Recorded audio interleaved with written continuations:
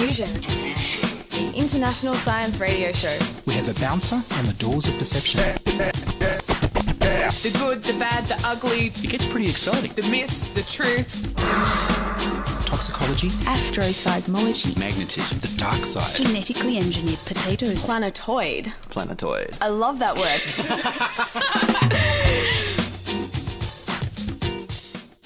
Hello and welcome to Diffusion. Sit back and relax while we inject weird and wonderful science directly into your dreams. I'm Ian Woolf. On this edition, I speak with Brett Lidbury about funding research into ME, myalgic encephalomyelitis, chronic fatigue syndrome, and fibromyalgia. But first up, here's the news about the Australian government changing the way it funds ME CFS research.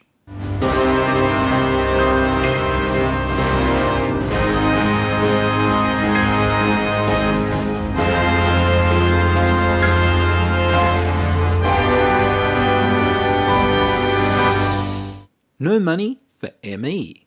Questions in the Australian Senate revealed that since 2000, no money has been spent investigating treatment for myalgic encephalomyelitis and chronic fatigue syndrome. One of the best-known symptoms of ME CFS is that people suffer from symptoms of exhaustion and pain after exercise. It makes them sicker. Professor Andrew Lloyd and Professor Ian Hickey have been prominent in CFS research in Australia, and they promote cognitive behavioural therapy, CBT, and graded exercise therapy, GET, as treatments for ME CFS. The latest research shows strongly that forcing people with ME CFS to exercise hurts them by forcing them to do the one thing known to cause post-exertional malaise, the main diagnostic symptom for the illness.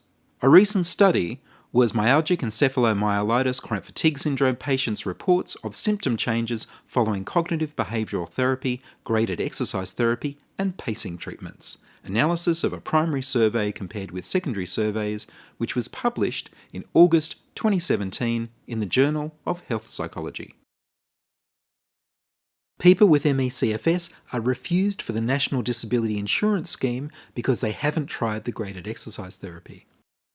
In a Senate estimates hearing in 2016, Senator Scott Ludlam asked the Medical Health and Research Council how much they spend on ME and CFS research, and how much of that goes towards researching cognitive behavioural therapy, and how much went towards researching graded exercise therapy.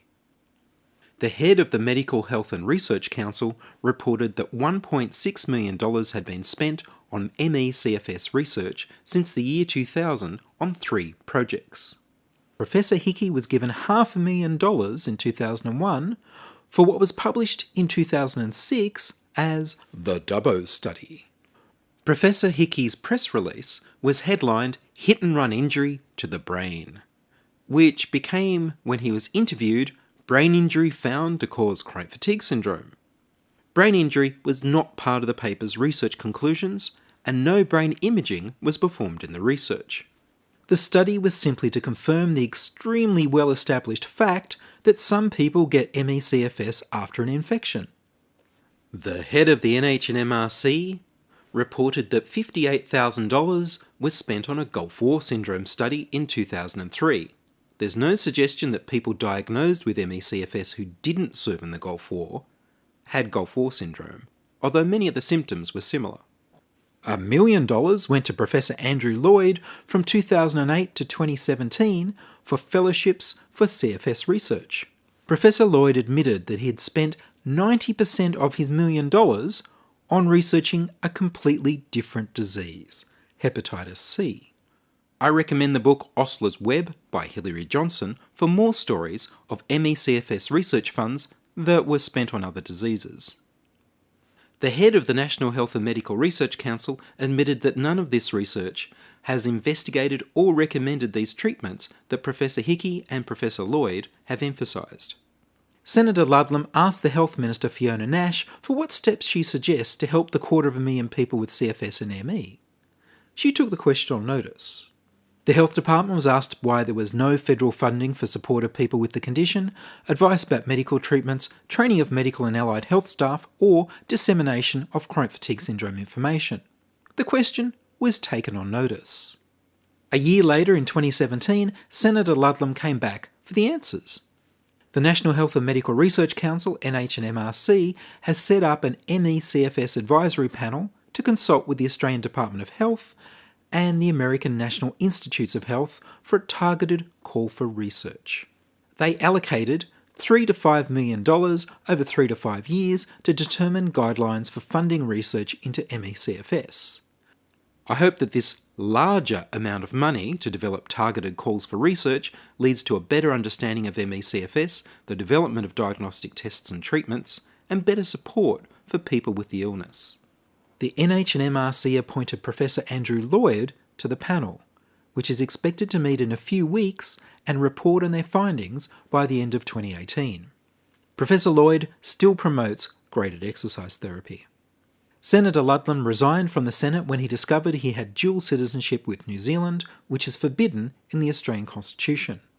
People with ME CFS lost their only Senate advocate. In the US this year, the Centre for Disease Control, the CDC, has published fresh guidelines for diagnosis and care of people with ME CFS. One of the key care strategies recommended is pacing, teaching people to listen to their body so they know when to rest instead of pushing through the exhaustion.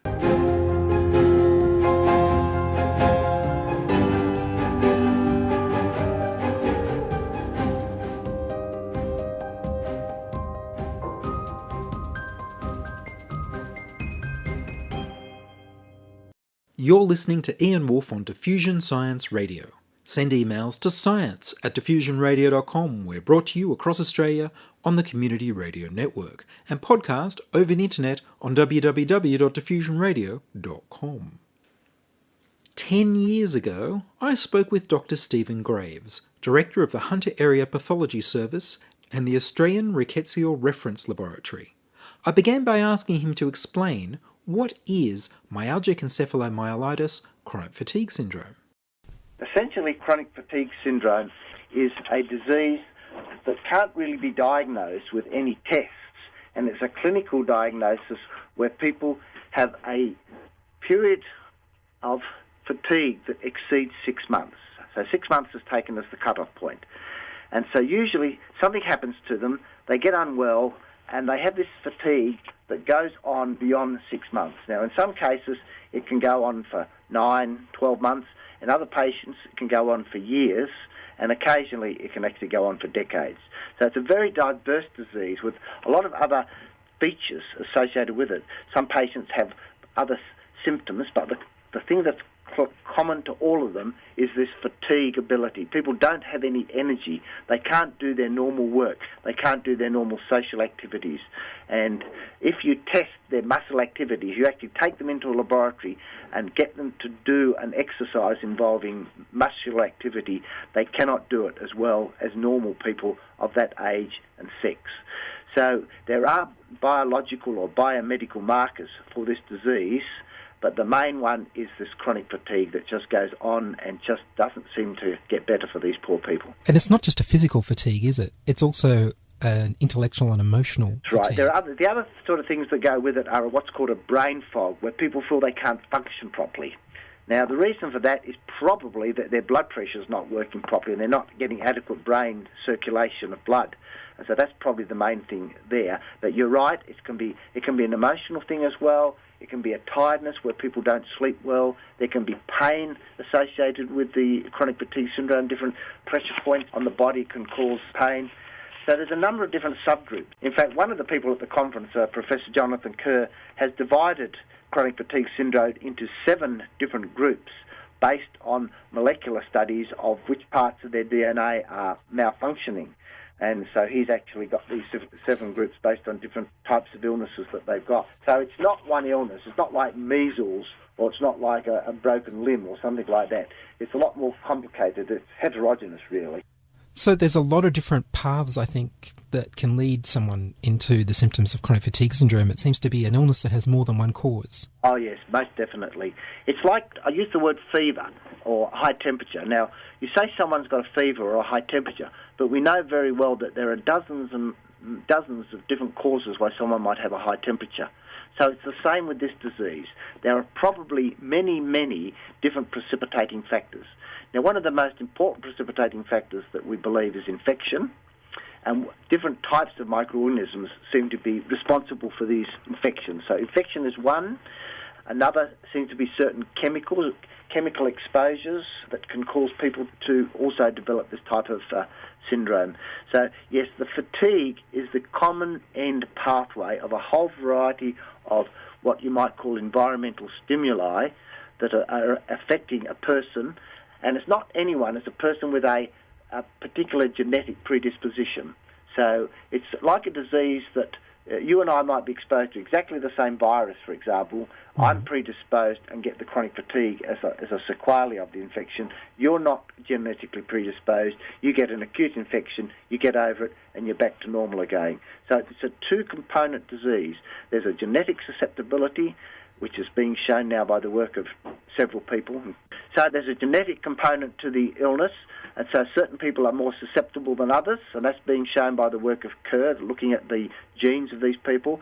And then there's an environmental stimulus, which in many cases appears to be an infection. And our work suggests that it could be a Q fever organism or rickettsial disease that could be the precipitant infection. What about rickettsia? What's that? Well, rickettsia are carried by ticks mainly, and in Australia, the tick that can cause this is probably a tick that's found on bush animals, but it also likes biting people as well. So we've had a few examples of people who've been bitten by these ticks and have actually developed an illness and gone on to get a fatigue-like process. Q fever, on the other hand, although it is transmitted by ticks, most people get it as an aerosolized infection when animals kick up dust and dirt and things like that, and the microorganism is in the dust and people inhale it. So, but that's also an intracellular bacterium. And I believe there's something a little odd going on with the immune systems of people with chronic fatigue syndrome. Most definitely. Just about everybody who's looked at these people finds an abnormality in their immune system. You see, the immune system is designed to deal with infection. When someone is exposed to a microorganism, the immune system essentially is meant to destroy it. The process of destroying it, the patient gets sick for a little while. That's an acute illness. So when you get exposed to influenza virus, you get the flu and you go to bed, you're sick, you've got a fever, you're very fatigued, your muscles ache and all the rest of it, and that's quite normal. And once your immune system has destroyed that microorganism by switching on and doing certain things, it's meant to go back to normal. Now, in patients with chronic fatigue syndrome, the feeling is that the immune system doesn't go back to normal properly, and it continues to tick along at an elevated rate. It's what we call pro-inflammatory cytokines are being produced by the immune system. And nearly everyone that's looked at these chronic fatigue syndrome patients have found raised pro-inflammatory cytokines, and these are probably what are making the patient feel unwell. Right, and I believe there's two systems in the immune system. Is it Th1 and Th2? Oh, that's getting very technical now. You've certainly done your homework there. The Th1 system is essentially the component of the system that destroys microorganisms that are infecting humans, and in the process of destroying them, you get an inflammatory response. The Th2 system tends to be a system that doesn't actually destroy the organism, the invading microorganism, but allows it to persist and establishes a chronic infection. So you get a host-parasite relationship that allows the parasite or the microorganism to persist and the host to persist also. It's a sort of balance between the immune system of the patient and the survival of the microorganism. So patients that have got a Th2 response to a microorganism are more likely to get chronic fatigue syndrome than someone who's got a Th1 response. The T refers to the T lymphocytes, the helper T lymphocytes, and how they deal with these invading microorganisms. That was an excerpt of my interview with Dr. Stephen Graves about chronic fatigue syndrome back in 2008. You can listen to the full interview on the website. In 2018, Brett Lidbury is an Associate Professor with the National Centre for Epidemiology and Population Health in the Research School of Population Health at the Australian National University. He's researching myalgic encephalomyelitis and chronic fatigue syndrome. I met Brett at a Millions Missing World ME CFS Awareness Day event. I spoke to him by Skype and continue by asking him, isn't it a problem that government bureaucrats don't understand ME/CFS when people apply for the National Disability Insurance Scheme and the Disability Support Pension? That's what patients and their families are telling me. I'm very lucky as somebody who lives in the ivory tower mostly to get out and meet, people who need our help, as researchers and academics. And I can't say I've spoken to everybody, but a consistent theme in the last few weeks, given, the focus recently on the Millions Missing Day.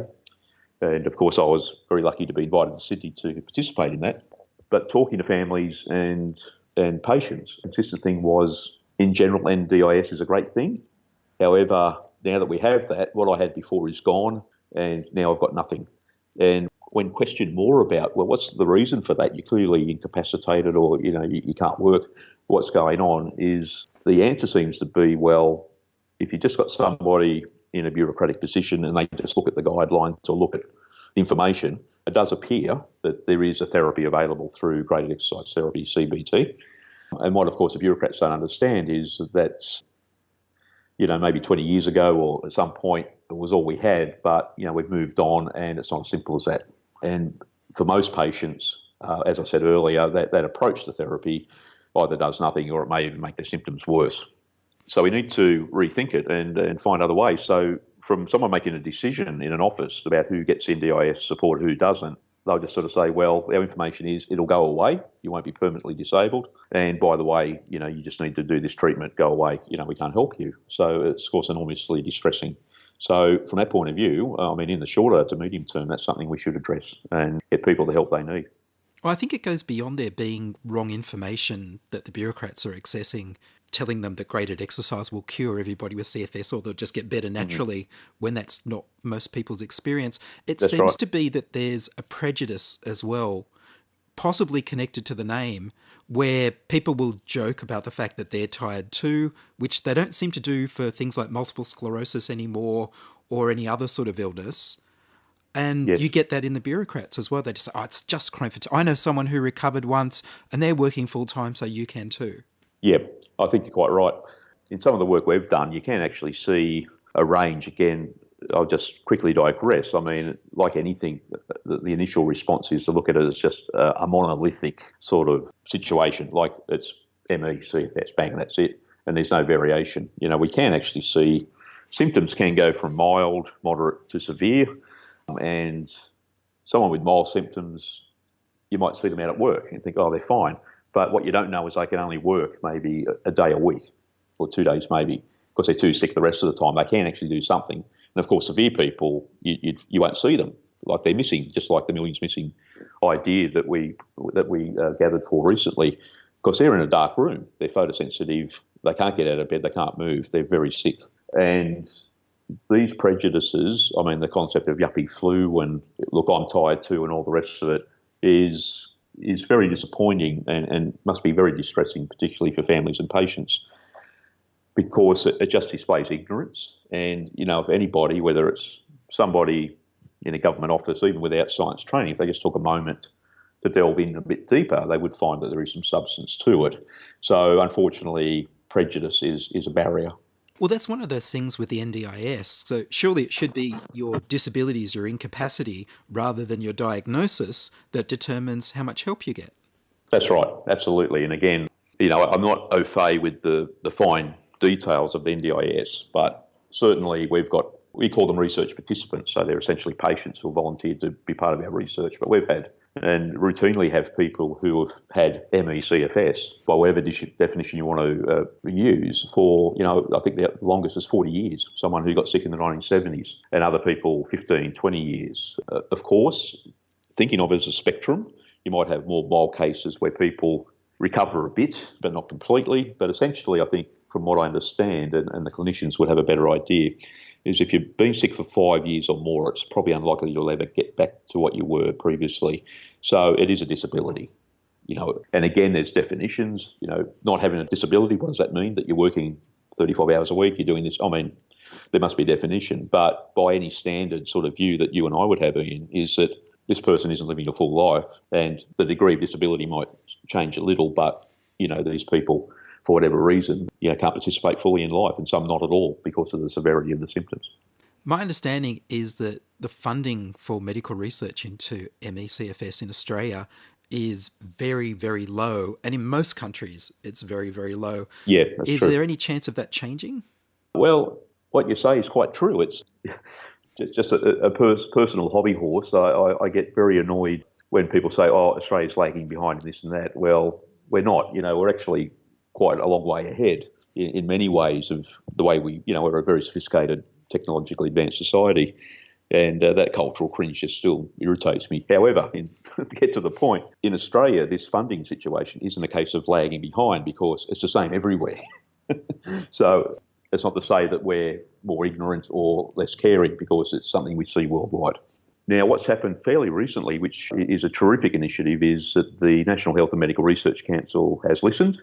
Politicians have listened, and they have appointed what I can see, from what I understand, is a very good board or a committee to really think hard about ME CFS, how it should be funded, how much funding, and basically put it on the map, or put it on the table for the NHMRC as a genuine area of research interest. So that's to be applauded. That's fantastic.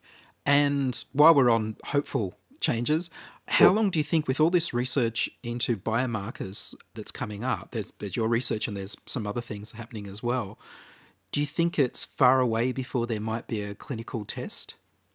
If things go really, really well, Ian, and what I mean by that is, and just a little bit of advertising here, thanks to the Judith J. Mason Foundation, where in the third or maybe the fourth year of a validation study on activin A, B and follistatin.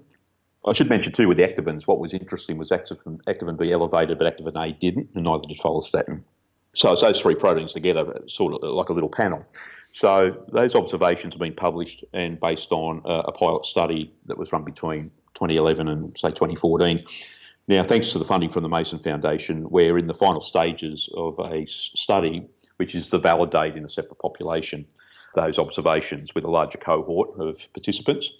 So hopefully, at the end of this trial and this validation research, we can say we've seen, it probably won't be exactly the same, but we can see the same basic properties of the activin markers.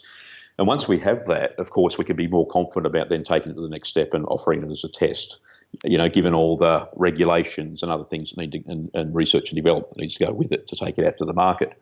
The other thing that's interesting is through my connections in the Netherlands, I actually have some samples too from the Netherlands of CFS cohorts. And of course, if we can see the same sort of pattern in activin responses in a population a long way from Australia, I mean, that would really be very exciting. But again, in that cautious sort of way that we work, we make an observation, we report it, but what comes after that is we need to validate that result. So that is test it again, a larger sample, a different set of people, and if we can get the same observations, we're well on the way. So if everything goes perfectly well, and I hate saying this because people talk about 5 to 10 years, but, as a kit, if we could get an industry sponsor, which, isn't out of the ordinary, we might have something in the next few years, but that's assuming everything goes very well in terms of the validation studies. Thanks for the opportunity, Ian. It was great to meet you in Sydney as well. And I think, just to everybody out there, whether you know someone with ME CFS or not, it is real. People are sick. One of the things that really stands out about people I know with ME CFS is they haven't given up. They really want to get better. They really say, look, I feel terrible, but I want to go back to my old life. So they're incredibly motivated and need your support and understanding. I mean, just by showing a bit of interest and sympathy towards people can be pure gold. I mean, it doesn't have to be a pill, but just some understanding, support of people and their families can be one of the best things you can do. And I think keep an eye on this space. We've got a lot of really excellent researchers. Australia has brilliant researchers in this space who are working very hard and very creatively on this problem. And let's just keep the conversation going, including with, of course, NDIS and other things that we can do in the shorter term to help people with ME CFS. Well, Brett Lidbury, thank you very much. My pleasure, Ian. Great to speak today. That was the final part of my talks with Brett Lidbury, Associate Professor at the National Centre for Epidemiology and Population Health at the Australian National University, about ME, CFS and fibromyalgia. And that's all from us this week on Diffusion. Would you like to hear your voice on radio? Record a voice memo on your phone or use the voicemail tab on the website. We need more people contributing stories to Diffusion. Send your contributions, opinions, helpful suggestions and donations to science@diffusionradio.com. That's science@diffusionradio.com. Please do send me an email so I know you're listening and you'd like to hear more episodes. Please like the Diffusion Science Radio page on Facebook and rate us on iTunes. Tell your friends. Follow me on Twitter @Ian Woolf. Join my patrons at patreon.com/diffusionradio and support the show. The news music was Rhinos theme by Kevin MacLeod of Incompetech.com. Sound check and fact checking by Charles Willock. I produce Diffusion, which is broadcast around Australia to 27 stations on the Community Radio Network, including 2RBM in the Blue Mountains of New South Wales, 8CCC in Alice Springs and Tennant Creek, 2MBR in Nambucca Valley, 3MBR in the Mallee Border districts of Victoria and South Australia, and 7 LTN City Park Radio in Launceston, Tasmania. Diffusion is syndicated globally on the National Science Foundation's Science 360 internet radio station and also on astronomy.fm. Subscribe to the podcast on the Diffusion website, www.diffusionradio.com. That's www.diffusionradio.com, and check the website for links, photos and videos about this week's show. If you enjoyed this show, you can explore more than 900 previous episodes archived on diffusionradio.com, where the shows are labelled by keywords so you can focus in on the stories you want to hear. Subscribe to the Diffusion YouTube channel at youtube.com/c/diffusionradio. I'm Ian Woolf. Join us inside your audio device of choice for more science wondering next week on Diffusion Science Radio. Science is fun. It helps you to learn, to know, and to appreciate. When you study science, you may go on field trips. You discover the marvelous interrelationships between all living things. You learn to read the history of the Earth as it is written in rocks and fossils. You find out what makes things tick, everything from a molecule to a living organism. In the study of science is found the most useful and satisfying knowledge of man. Knowledge of his physical world, its past, its present, and its future. And in your moments of relaxation, now and in the years to come, you will find the study of science leading you into fascinating pursuits. Photography, collecting. Why study science? Study science because you will find in the study of science a richer, more rewarding life.